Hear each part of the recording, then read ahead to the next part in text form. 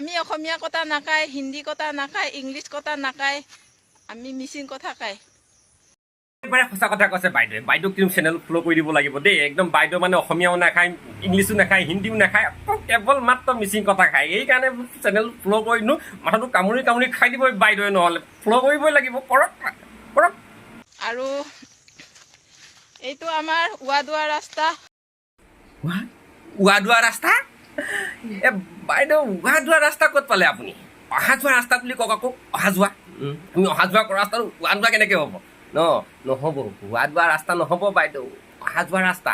ইয়াৰ পৰা আমি গব, আৰু ইয়াৰ পৰা আমি আহিব, গব আহিব, ৱাদুৱা ৰাস্তা হয় এইটো আমাৰ। একেবাৰে নোৱাৰিছোঁ আৰু। গব আহিব, জব, এইবিলাক বাইদেউ আপুনি কি বন্ধু, একদম অসমীয়া ভাষাটোক আপুনি